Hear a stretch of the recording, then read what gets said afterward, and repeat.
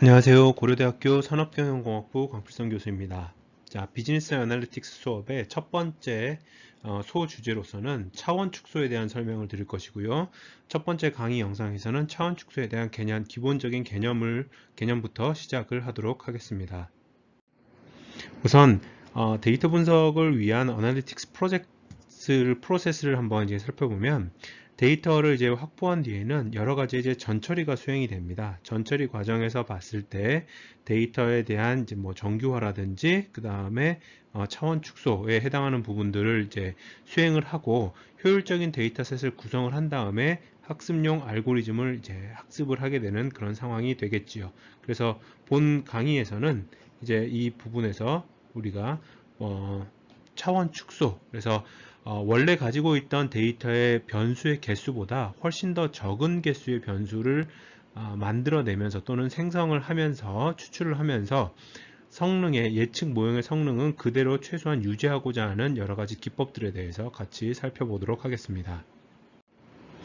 우선 이제 데이터에 대한 변수, 차원 축소를 왜 해야 되느냐라는 본질적인 질문부터 좀 대답을 하고 진행을 해야 될 것 같은데요.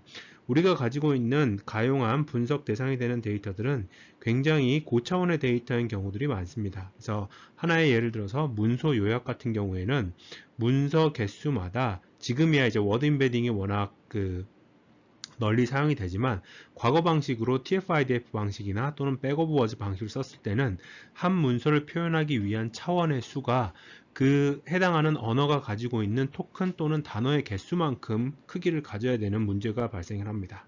또는 이거는 굉장히 예전 예시이긴 한데 기록이긴 한데 넷플릭스에서의 추천 시스템은 각각의 추천 시스템의 가장 기본적인 데이터 형태 매트릭스는 사용자 바이 아이템이 되겠습니다. 넷플릭스는 이제 영화라고 본다면 사용자가 48만 명 정도 되는 상황에서 제공하는 영화가 17,000개다. 지금은 지금 이것보다는 훨씬 더 많지만 예를 들면 그렇습니다. 또는 유전체를 진 익스프레션 데이터를 가져다가 뭐 군집화를 한다. 의료 쪽에서 이런 분석들을 많이 하기도 하는데 해당하는 진의 개수가 만 개인 데이터셋에 대해서 1000개 정도의 컨디션을 가지고 있다. 그래서 여기에 있는 각각에 해당하는 이 수치들이 상대적으로 매우 크다. 그러면서 궁극적인 다운스트림 태스크, 예측 모형이나 또는 그 이상의 어떤 머신러닝 알고리즘을 만들고 활용하는 데 있어서 과연 이 모든 개수가 다 필요할 것이냐라는 본질적인 질문에 아닐 수도 있다. 그렇다면 효율적으로 변수를 어떻게 찾아갈 것인가에 대해서 고민을 해보자라는 게 이번 챕터의 메인 아이디어입니다. 주제입니다. 그리고 우리는 이제 산업공학과니까 반도체 제조 공정이나 아니면 제조업 관점에서 봤을 때는 우리가 사용하고 있는 이제 공정이 예를 들어서 이거는 이제 여기 있는 이제 백준호 교수님 연구실에서 출판한 논문에 나온 그림인데 굉장히 잘 그려가지고 제가 출처를 밝히고 가지고 왔습니다. 여기서 보시면 실제로 팹인에서 팹아웃까지 가는 데 있어서 하나의 웨이퍼가 지나가는 공정이 굉장히 많습니다. 여기서는 크게 봤을 때 뭐 8개 정도의 공정이라고 표현을 해놨지만 세부적으로 들어가면 스텝이라고 불리우는 것이 수백 개가 있고요. 500개 넘게 있는 제품들도 많이 있고요.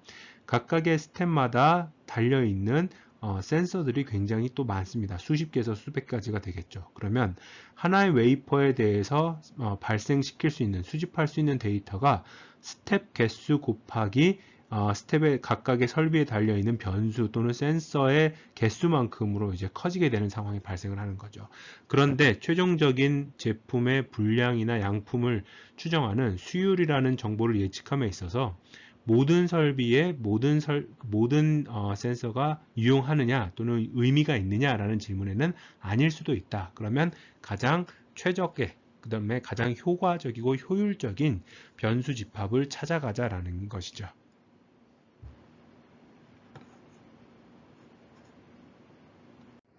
자, 그래서 이제 차원 축소 관점에서 봤을 때는 굉장히 유명한 이제 원칙인데요. 오컴스 레이저라고 해서 curse of dimensionality라는 표현이 있습니다. 이 curse of dimensionality는 뭐냐면 특정한 이제 동일한 설명력을 갖기 위해서 필요한 객체 수는 지수적으로 늘어납니다. 언제 지수적으로 늘어나느냐? 변수의 개수가 선형적으로 늘어날 때 동일한 정보량을 포함시키기 또는 설명하기 위해서 필요한 객체 또는 샘플의 수는 지수적으로 증가한다는 뜻입니다. 이걸 밑에 있는 예시로 한번 보여드리자면 두 점 사이의 거리가 1인 정보를 보존을 한다라고 해볼게요. 그러면 두 점 사이의 거리가 1인 정보를 1차원에서 표현을 하려면 점 2개만 있으면 됩니다. 대각선은 고려하지 않겠습니다. 그러면 2차원에서는 정사각형이 있어야지만이 해당하는 정보를 보존할 수 있기 때문에 점이 4개가 필요합니다. 3차원 같은 경우에는 정육면체가 있어야 되기 때문에 여기서 보시는 것처럼 점이 8개가 필요합니다. 그럼 결국 이거를 일반화를 시켜보게 되면, 일반화를 시키면 D차원의 개수에서는 2의 D승만큼의 점이 있어야지만이 각 인접한 이웃 간의 거리가 1이라는 정보를 보존할 수가 있게 됩니다. 그래서 여기 첫 번째에서 말씀드렸던 변수의 개수가 증가함에 따라서 동일한 설명력을 얻기 위해서는 지수적으로 증가한다. 뭐가 증가하느냐? 필요한 객체 수가 증가한다. 그리고 데이터 마이닝이나 머신러닝 관점에서는 이 오컴스 레이저가 어떤 표현을 의미하고 있는 거냐면요. 만약에 어떤 현상을 설명하는 데 있어서 굉장히 많은 다양한 대안이 존재한다고 했을 때는 가장 단순한 게 가장 좋은 방법이다 라는 겁니다. 그 말은 무슨 얘기냐면 똑같이 수율 예측을 90%의 정확도를 할 수 있는데 거기에 대해서 변수를 센서를 10개를 쓴 모형과 100개를 쓴 모형이 전부 예측 정확도가 90%라고 한다면 100개를 쓴 모형이 아닌 10개를 쓴 모형을 선택을 하는 게 더 낫다라는 뜻입니다. 자, 그리고 실제 데이터에서는 여기서 표현되는 intrinsic dimension이라고 표현이 되는 이 표현 있죠. 다시 말하면 객체의 본질적인 정보를 보존하는 내재적인 차원의 수는 실제 오리지널 디멘전보다는 훨씬 더 적다. relatively low라고 되어 있죠. 훨씬 더 적을 경우가 많다라는 뜻입니다. 이걸 한번 아래 여러분들이 잘 알고 있는 엠니스트 데이터를 가지고 한번 살펴볼게요. 각각의 숫자들이 16x 16 픽셀로 흑백으로 그레이스케일로 표현이 되어 있습니다. 그러면 픽셀이 16개가 가로 세로가 있으니까 차원은 256차원이 되겠죠. 이 256차원을 여러분들이 이미 알고 있을 텐데 주성분 분석 PCA라는 방법론과 모르더라도 우리가 이 강의에서 커버를 할 겁니다. 아이소맵이라는 비선형적인 방법론 두 가지를 통해서 지금 여러분들이 보고 있는 여기에 해당하는 데이터들을 2차원으로 한번 줄여볼게요. 2차원으로 줄여보게 되면 어떤 식의 결과물들이 나오느냐. 왼쪽이 PCA이고요. 오른쪽이 아이소맵입니다. 그래서 얘가 PCA가 되겠고요. 얘가 아이소맵이 됩니다. 그러면 두 개를 봤을 때 완벽하게는 아닐지라도 대략적으로 보면 각 숫자들, 디짓들을 이렇게 적절히 구분해낼 수 있는 어떤 경계면을 만들 수 있다는 걸 보실 수가 있을 겁니다. 이게 아이소맵에서는 더욱더 뚜렷하게 이렇게 지금 나타나고 있죠. 그러면 원래는 16x 16픽셀의 256차원의 데이터지만 그거를 정말 100분의 1보다도 더 줄인 단 2차원상으로 데이터를 줄여도 각각의 숫자 클래스를 어느 정도 정확하게 예측할 수 있다. 이 말은 본질적인 intrinsic dimension이 실제 디멘전보다는 훨씬 더 작을 가능성이 높다라는 뜻이죠. 그래서 이제 이 차원이 지금까지 말씀드렸던 거는 이제 본질적인 차원이 적을 수 있다는 걸 말씀을 드렸고 현실 문제에서는 차원이 커지면 커질수록 다시 말하면 변수의 개수가 많아지면 많아질수록 무슨 문제가 잠재적으로 발생할 수 있는지를 한번 살펴보도록 하겠습니다. 우선 개별적인 데이터에 대해서 변수가 많아질수록 한 변수에 포함될 노이즈도 같이 이제 동일하다고 했을 때 전체 데이터 관점에서는 노이즈의 비율 또는 노이즈가 발생할 가능성이 높아집니다. 노이즈는 적절히 컨트롤하면 유용하지만 컨트롤하지 못할 경우에는 예측 모형에 대한 퍼포먼스를 감소시킬 수 있는 위험을 지금 가지고 있는 것이고요. 그 다음에 동일한 퍼포먼스를 낼지라도 가장 간단하게 가로 세로의 이제 행렬 연산을 수행을 한다라고 생각을 해보면 똑같은 개수의 행이 있어도 열의 개수가 많아질수록 실제 학습이나 인퍼런스를 하는데 적용을 하는 데 있어서의 computational burden 계산 복잡도가 높아진다는 뜻입니다. 그리고 아까 가장 처음에 말했던 것처럼 동일한 일반화 성능을 얻기 위해서 더 많은 숫자의 객체수가 필요하다는 뜻이죠. 그럼 이거를 해결할 수 있는 방법은 뭐냐? 여전히 현업에서는 도메인 knowledge를 가지고 어떠한 변수들이 중요하니까 이것만 쓰겠다라고 명시적으로 고르는 게 있겠고요. 또는 여러분들이 아마 알고 계실 텐데 선형 회귀 분석이나 뭐 로지스틱 회귀 분석에서 리치, 라쏘, 엘라스틱넷 이런 것들은 목적 함수 자체에 regularization 텀을 두어 가지고 되도록이면 적은 수의 모형을, 적은 수의 변수를 선호하도록 이렇게 설계를 하는 게 있습니다. 또는 마지막으로 이제 이 우리의 첫 번째 그 소 주제에서 다루게 될 건데 어떤 정량적인 차원 축소 테크닉을 사용을 해서 원래 가지고 있던 변수의 개수보다 줄이는 이 방법이 이제 세 번째 대안이 되겠습니다. 자, 그래서 이제 여기에 대해서 다시 한번 또 같이 정리를 해보면요. 이론적으로는 원래는 모델의 예측 모형의 성능은 변수의 개수가 증가할수록 성능도 같이 향상이 되게 되어 있습니다. 그런데 이거를 만족하기 위해서 요구하는 과정이 굉장히 비현실적입니다. 어떤 과정을 요구하느냐? Under variable independence condition이니까 변수 간에 전부 독립이어야 된다. 근데 실제 제조 공정이라든지 우리가 가지고 있는 모든 데이터는 변수들 사이에 완벽하게 독립을 확보할 가능성은 매우 낮거든요. 그래서 이론적으로는 변수 간 독립성 가정 시 모델의 성능이, 예측 모형의 성능이 향상이 되지만 현실적으로는 이 가정을 만족시킬 수 있는 데이터는 거의 없다. 그래서 대부분의 모델의 퍼포먼스들은 여기 보시는 것처럼 degenerated, 저하된다라고 되어 있죠. 어떤 관점에서 왜 저하가 되느냐, 무엇 때문에? 변수 간의 의존성이 있고 아까 말씀드렸던 노이즈가 더 끼어들 여지가 많기 때문에 그렇습니다. 그래서 차원 축소의 목적은 이제 여기 보시는 것처럼 a subset of variable이라고 되어 있죠. 일정 부분 변수의 부분 집합을 이제 찾는 겁니다. 근데 그 찾기 위한 목적이 무엇이냐? 모형에 대해서 가장 적합한 변수 집합을 찾겠다는 뜻입니다. 그래서 이렇게 찾게 되면 어떤 효과를 가지고 있느냐? 변수 간의 correlation이라든지 상관성이 제거가 되면 상관관계가 없어야 됨을 요구하는 여러 통계적인 모형들을 그대로 사용을 할 수가 있겠고요.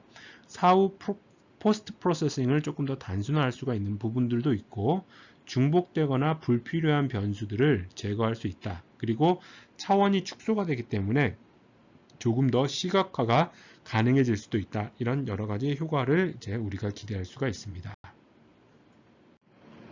자, 그러면 변수 이 차원을 축소하는 관점에서 몇 가지 이제 카테고리가 있는데 한번 같이 살펴보도록 하겠습니다.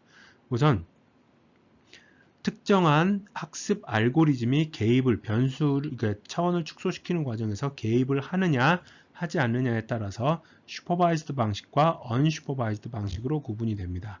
슈퍼바이즈드 방식은 어떤 데이터 마이닝이나 머신러닝 모델이 사용이 돼서 변수 선택 과정에서 깊숙하게 개입을 하는 겁니다. 그러면 이 그림을 한번 보실게요. 개념적으로 여기 보는 것처럼 X축에 해당하는 부분, 여기를 이제 그 객체 수라고 하고요. 여기를 변수의 수라고 하겠습니다. 이게 이제 차원이 되겠죠.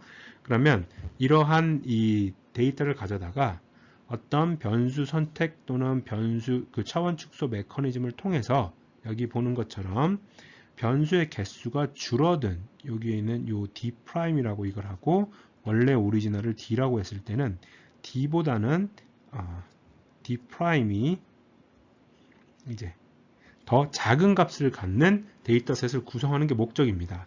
그 과정에서 여기에 슈퍼바이즈드 방식의 차원 축소의 핵심은 여기 보시는 피드백 루프가 존재한다는 뜻입니다. 이 루프가 존재를 해서 하나의 알고리즘이 어떤 알고리즘에 대해서 특정한 변수 선택 메커니즘이 선택한 변수 조합들 또는 추출한 변수 조합들을 평가를 해서 더 잘해봐라 하는 방식으로 피드백을 주어서 이 루프를 계속적으로 돌아가는 방식입니다. 반면에 비지도 학습은 여기 보시는 것처럼 이렇게 아까 앞서서 표시된 이 루프가 피드백 루프가 없죠. 특정한 한 가지의 비지도 학습의 메커니즘을 통해서 이 원래 데이터의 변수의 수를 차원의 수를 줄여주는 것을 의미를 합니다. 두 번째로는 변수, 그러니까 차원을 축소한다는 관점에서 봤을 때 또 하나는 어떤 메커니즘, 그러니까 어떤 축소된 결과물이 무엇이냐에 따라서 두 가지로 구분을 할 수가 있는데요. 변수나 피처라고 이제 둘 다 같은 의미인데 원래 존재하는 오리지널 변수들 중에서 유의미할 것으로 판단되는 부분 집합을 명시적으로 선택을 하면 variable selection이라고 부르고요. 그래서 select a subset of variable이라고 표현이 되어 있죠. variable extraction이라고 표현이 된 거는 어떤 좀 더 적은 개수의 변수들을 추출을 하게 됩니다.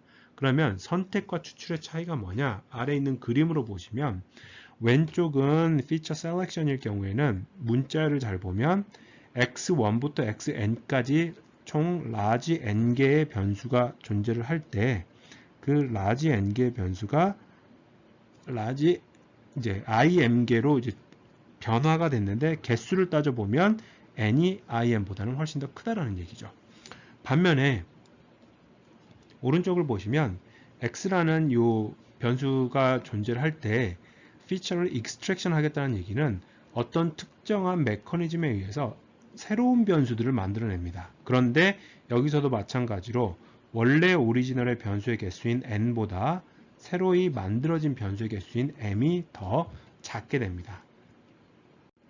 다시 한번 표현을 하자면 selection과 extraction의 차이는 또는 extraction 대신에 construction이라는 표현도 쓰기도 하는데요. 주어져 있는 이 x 데이터들을 이용을 해서 여기 보시는 것처럼 x라는 문자열을 다시 한번 잘 살펴봐 주세요. 얘네들이 그대로 남아있죠. 그럼 이건 무슨 얘기냐? 어떤 특정한 기준, 이 기준이 무엇인지를 이제 앞으로 설명을 드릴 테니까 기준에 의하면 1번과 5번과 8번 변수가 유의미하더라 라고 판단이 된 거예요. 그래서 전체 변수들 중에서 이렇게 세 가지만 딱 갖다 쓴 겁니다. 반면에 variable extraction이라고 표현을 하면 x가 아니라 여기 보시는 것처럼 z라는 새로운 변수들이 만들어지죠. 그리고 z들은 원래 오리지널 변수들의 조합으로서 만들어집니다. 이 개수는 신경 쓰지 마세요. 예를 들어서 보여주는 것이고 원래 변수의 개수가 똑같이 변수 차원이 3개로 줄었는데 기존에 있는 것들의 부분 집합을 선택을 하면 이거는 셀렉션이 되는 것이고요. 아니고 새로이 생성을 하게 되면 익스트랙션이 되는 것입니다. 이 차이를 잘 구분을 해주세요.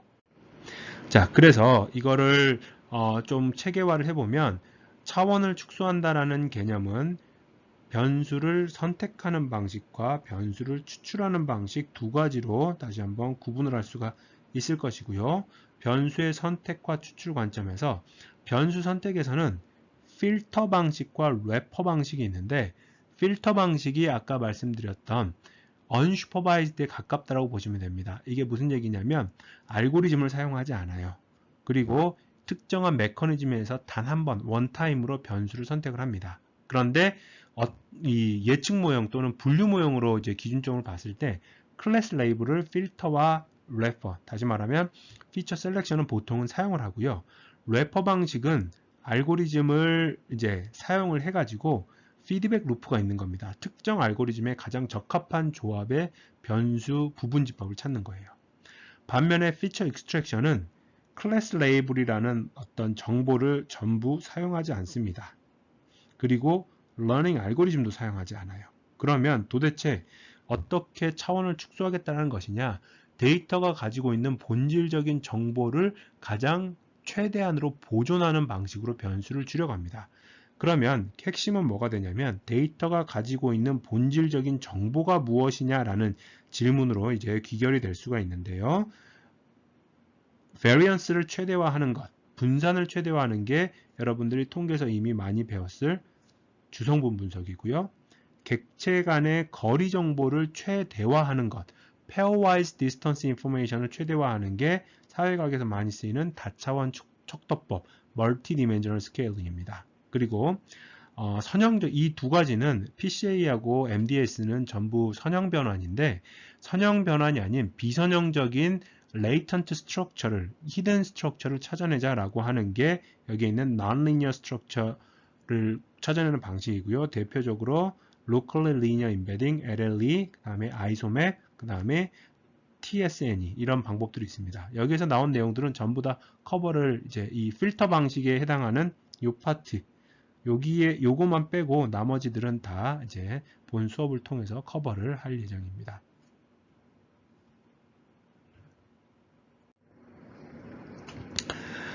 그리고 최근에는 이제 최근도 아니죠. 벌써 이제 한 10년 가까이도 지났는데 Representation Learning이라고 해서 여러분들이 잘 알고 있는 그 학회 중에 iClear라고 표현도 하는데 ICLR이 있잖아요. 이게 International Conference of Learning Representation. 그래서 이 R 자체가 Representation의 약자입니다. 그래서 뭐 딥러닝이라든지 또는 뉴럴 네트워크를 통해서 데이터가 가지고 있는 본질적인 그 차원을 이제 찾아내자. 그래서 오토인코더 같은 경우에는 여기 보시는 것처럼 데이터를 가져다가 원래 이미지를 자기 자신이 그대로 나오도록 이렇게 디코딩을 하는 이러한 과정에서 인코더와 디코더를 거쳐가는 과정에서 바틀렉 레이어를 줘서 원래 이미지는 뭐 가로, 세로, 픽셀만큼의 차원을 가지고 있겠지만 여기 보시면 단 30차원으로 줄였잖아요. 그렇게 줄인 이 레이턴트 벡터가 이게 뭔가 데이터의 정보를 보존하고 있을 것이다. 그래서 얘네들을 하나의 그 고차원 벡터 대신에 쓸 수 있는 저차원의 리프레젠테이션으로 사용할 수 있지 않겠느냐라는 개념인 거죠. 여기에 관련해서는 2013년도에 IEEE 티파미에 나온 굉장히 좋은 논문이 있으니까 이걸 꼭 한번 읽어보는 것을 추천을 해드립니다.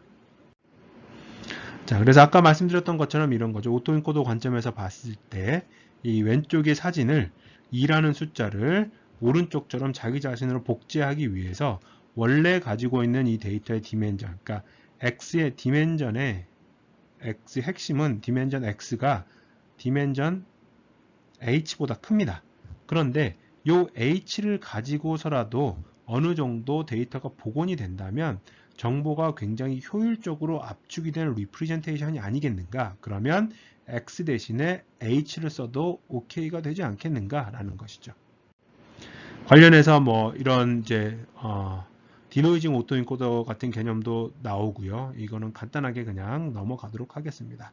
입력 자체, 오토인코더가 워낙 노이즈에 민감하니까 입력 자체에 노이즈를 첨가를 해도 노이즈가 제거된 결과값이 나오도록 하는 방식입니다. 그리고 이런 노이즈들은 이제 랜덤 가우시안 노이즈들을 일반적으로 사용을 하게 되는 것이고요. 그리고 이미지 아까 말씀드렸던 그냥 오토인코더 뿐만이 아니라 컨볼루셔널 뉴럴 네트워크를 통해서 컨볼루셔널 오토인코더를 사용을 하면 벡터 형태가 아닌 이미지 형태도 역시 마찬가지로 여기 보시는 것처럼 굉장히 저차원의 히든 스테이트로 이게 바로 이제 우리가 축소된 차원이라고 보는 겁니다. 차원이고요. 여기서 보면 28 곱하기 28차원의 데이터가 단지 10차원의 벡터로 변환이 될 수 있게 데이터의 이 핵심적인 정보들은 전부 내포하고 있는 저차원을 찾자 이렇게 생각을 해주시면 됩니다. 그리고 자연어 처리 쪽에서는 이거 지난 학기에 이제 그 강의를 들은 학생들은 아시겠지만 이제 뭐 워드 임베딩이라든지 다큐멘트 임베딩도 바로 어떻게 보면 이 리프레젠테이션 러닝의 하나의 큰 흐름이라고 봐주시면 되겠습니다. 그리고 최근에는 이거는 이제 저희 연구실에 이유경 학생의 발표 자료가 잘 만들어져 있길래 그림은 요 위에 있는 그림은 따왔어요. 아래에 있는 그림은 이제 버트의 논문에 나타난 그림이고요. 프리트레인드 모델이라고 해서 자연어 쪽 같은 경우에는 처음부터 스크래치로 모델을 학습해서 리프레젠테이션을 사용하는 게 아니라 이미 만들어져 있고 배포되어 있는 모델에서 이미 사전에 학습된 모델에서 필요한 부분만을 따오는 그런 형태도 가능합니다. 자, 여기까지 해서 첫 번째 강의를 마치도록 하겠고요. 다음 시간부터는 실질적인 차원 축소의 개별적인 테크닉들을 하나씩 설명을 하도록 하겠습니다. 수고하셨습니다.